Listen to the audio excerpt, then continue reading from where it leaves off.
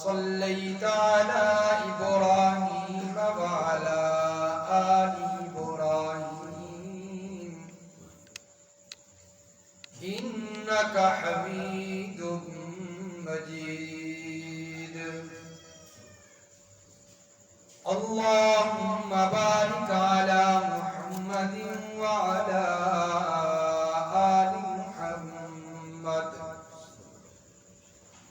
كما باركت على إبراهيم وعلى آل إبراهيم إنك حميد مجيد.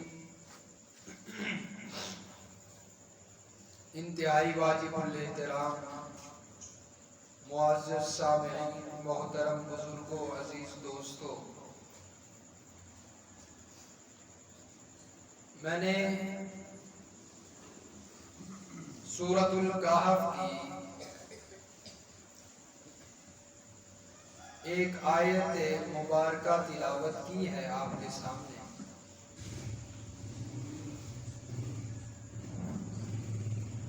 اسی آیت مبارکہ کی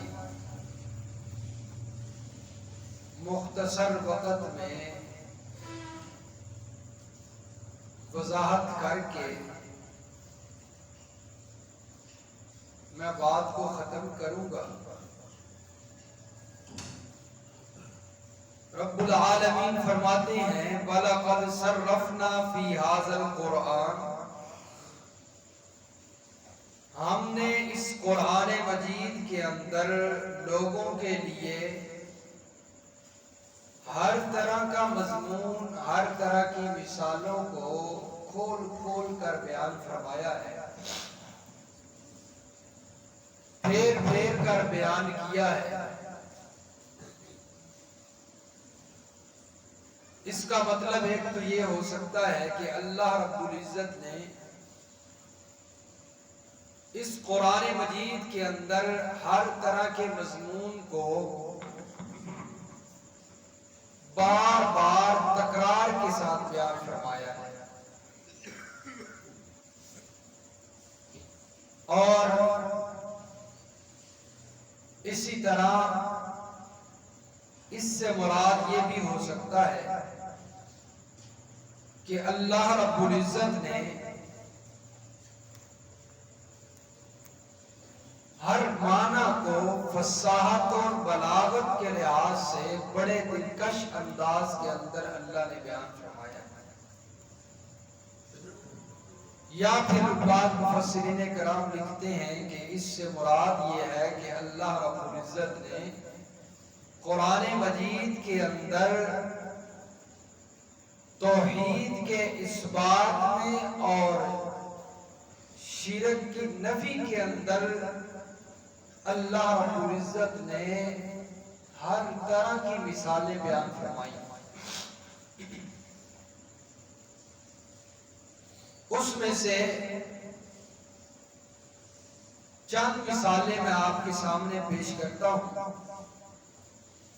کہ اللہ رب العزت نے انسان کو سمجھانے کے لیے، کیونکہ انسان جب کسی مثال کو سنتا ہے تو اس کو بات بڑی جلدی سمجھ آتی ہے، اس لیے اللہ نے انسان کو مسئلہ سمجھانے کے لیے مختلف انداز استعمال کیے ہیں. ان میں سے ایک انداز مثالوں والا ہے. تو اللہ رب العزت نے مثبت انداز، مثبت مثالیں بھی بیان فرمائی اور منفی مثالیں بھی بیان فرمائی، یعنی جس کے ساتھ اثبات ہوتا ہے اور جس کے ساتھ نفی ہوتی ہے. سورۃ الرعد شروع ہو رہی ہے اور اس میں اللہ رب العزت کچھ مثالوں کا تذکرہ فرماتے ہیں. فرمایا الف لام میم را سبحان اللہ تلک آیات الکتاب والذی انزل الیک من ربک الحق ولکن اکثر الناس لا یؤمنون۔ سبحان اللہ۔ رب العالمین فرماتے ہیں یہ کتاب کی آیتیں ہیں اور وہ ذات جس نے نازل کیا آپ صلی اللہ علیہ وسلم کی طرف،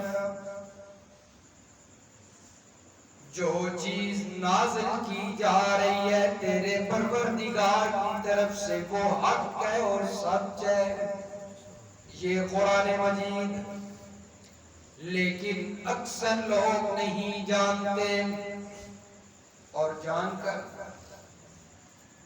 لیتے تو مان لیتے، لیکن جانتے نہیں تو مانتے بھی نہیں کہ یہ قرآن مجید سچی کتاب ہے۔ اور رب العالمین نے اس قرآن مجید کے اندر مختلف قسم کی مثالیں بیان کر کے انسانوں کو سمجھایا۔ رب العالمین فرماتے ہیں اللہ الذی رفع السماوات بغیر عمد ترونها، اللہ وہ ذات ہے جس نے آسمانوں کو بلند کر دیا بغیر ستونوں کے، بغیر پلروں کے۔ آج اگر ہم نے کوئی چھت کھڑی کرنی ہو تو بڑی چھت تو اس کے نیچے ستون کھڑے کرنے پڑتے ہیں یہ چھت گر نہ جائے، لیکن میرے رب کی قدرت کی اس نے اتنی بڑی چھت کھڑی کر دی بغیر ستونوں کے۔ ترونہا، جس کو تم دیکھتے ہو، کوئی چھپی ہوئی بات نہیں ہے۔ ثم استوى علی العرش، پھر رب العالمین عرش پر مستوی ہوئے۔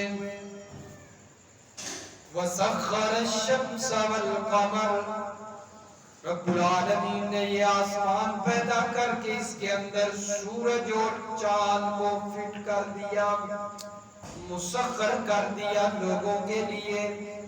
کل یجری لأجل مسمى، اور ان میں سے ہر چیز اپنے وقت مقررہ پر چل رہی ہے۔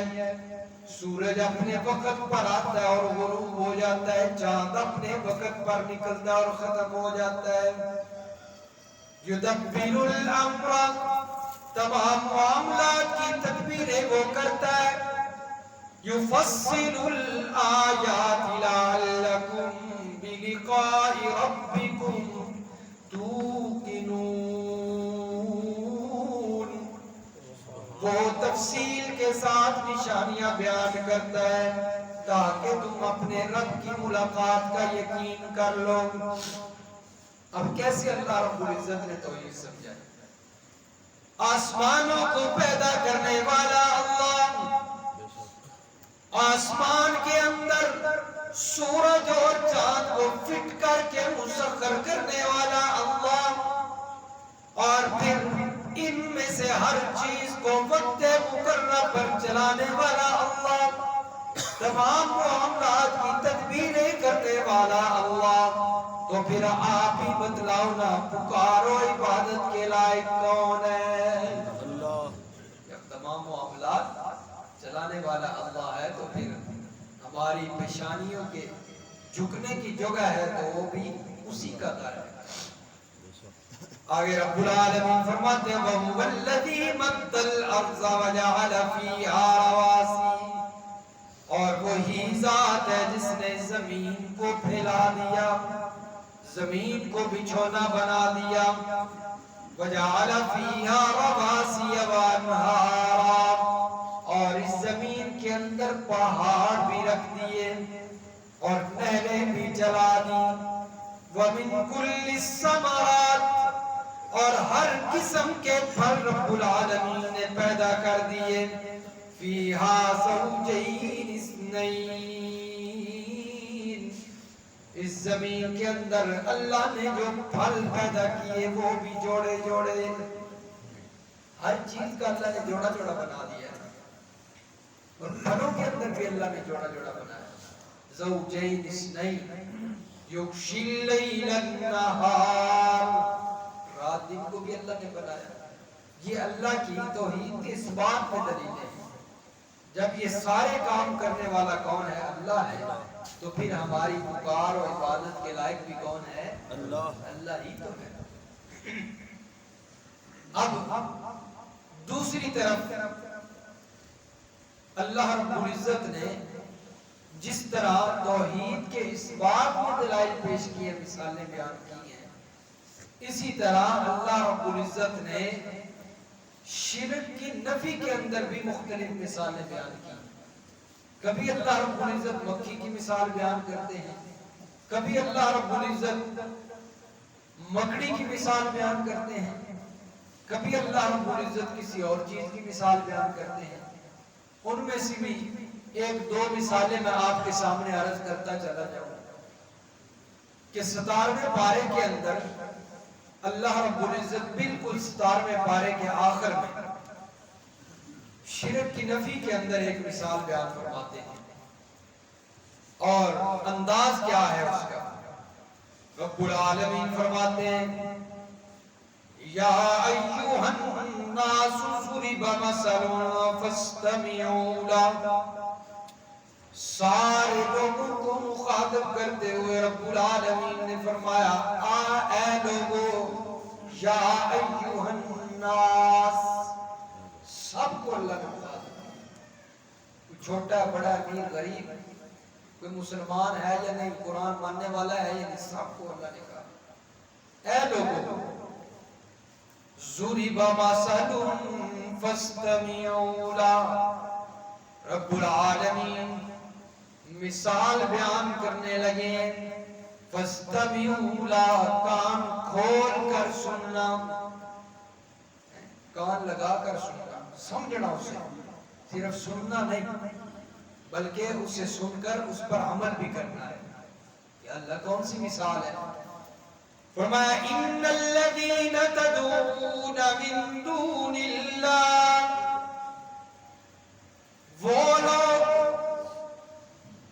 جن کو تم رب کو چھوڑ کر پکارتے ہو، جن کی تم رب کو چھوڑ کر عبادت کرتے ہو، وہ کوئی نبی، کوئی ولی، کوئی قبر والا، کوئی بھی ہو، جس جس کی تم پکار کرتے ہو، جس جس کی تم عبادت کرتے ہو رب کو چھوڑ کر، میرا محبوب پروردگار فرماتا ہے لن یخلقوا ذبابا، جن جن کی تم عبادت کرتے ہو وہ میری بنائی ہوئی چھوٹی سی مکھی بھی نہیں بنا سکتے، نہیں پیدا کر سکتے، اور تم ان سے جا کر اولاد مانگ رہے ہو، تم ان کے سامنے جا کر اپنی پیشانیاں جھکا رہے ہو۔ اسی مقصد کے لیے لوگ جاتے ہیں،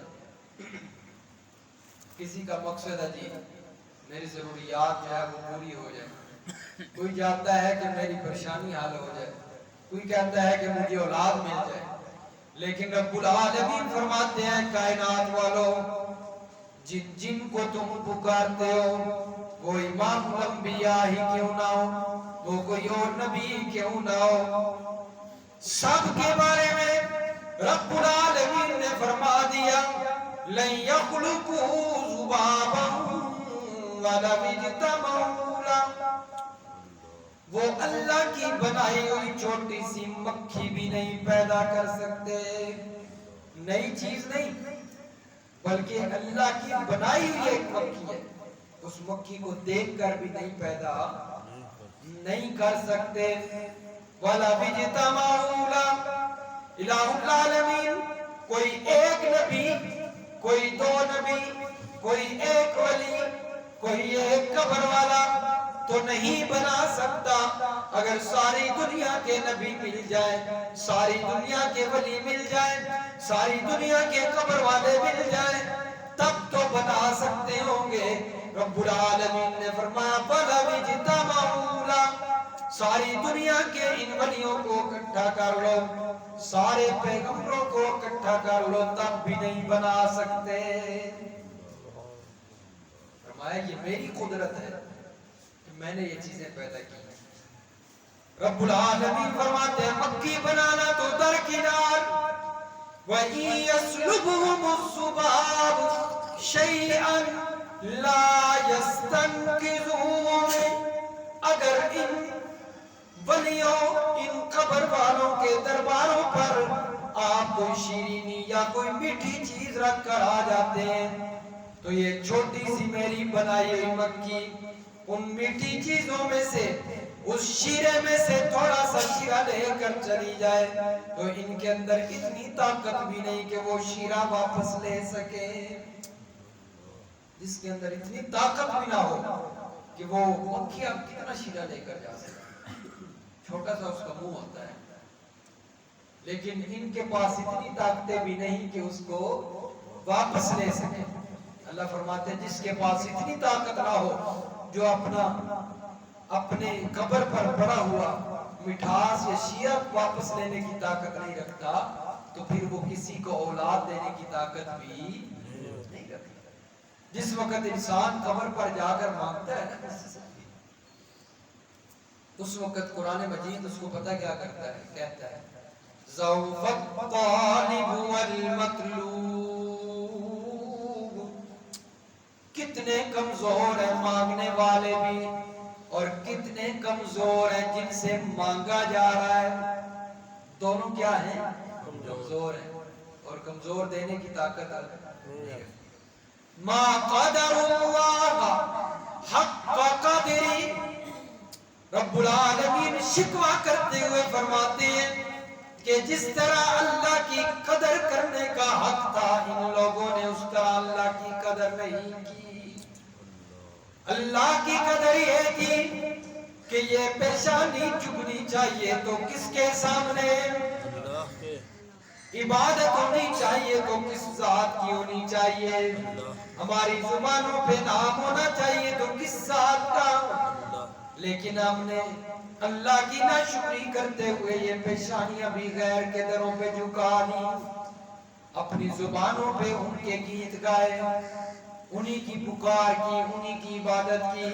اللہ فرماتے ہیں میرے بندوں تم نے میری عبادت کا حق ادا نہیں کیا، میری ذات کا حق ادا نہیں کیا، تم ان سے مانگتے رہے جو خود بھی کمزور، جو دینے کی طاقتیں نہیں رکھتے۔ ان اللہ لقوی عزیز، جو قوتوں والا تھا، جو طاقتوں والا تھا، جو غالب تھا، تم نے اس سے نہیں مانگا۔ وہ غالب ہے، وہ قوتوں والا ہے، وہ سب کچھ دے سکتا ہے، وہ دینے والا ہے، اس لیے جو قوتوں والا ہو، غالب ہو، اسی سے مانگنا چاہیے، جو کمزور ہو اسی سے مانگنا نہیں چاہیے۔ جو انسان اس دنیا سے چلا گیا اس کے بارے میں قرآن نے کہا یہ کمزور ہے، وہ تو اب ہماری دعاؤں کا محتاج ہو جاتا ہے۔ جب ہم جنازہ پڑھتے ہیں تو اس کے لیے دعائیں مغفرت کرتے ہیں کہ نہیں کرتے؟ اب ہماری دعاؤں کا محتاج ہے۔ اگر ہم ایک محتاج کے سامنے جا کر مانگنے لگ جائیں اور حاجت روا کو چھوڑ دیں، یہ کوئی وقوفی ہے کہ اللہ یہی سمجھانا چاہتے ہیں کہ اے میرے بندو، عقل مند انسان جو ہے وہ یہ کام نہیں کرتا، بلکہ اسے جب بھی کوئی حاجت پیش ہو، ضرورت پیش ہو تو وہ حاجت روا سے مانگتا ہے۔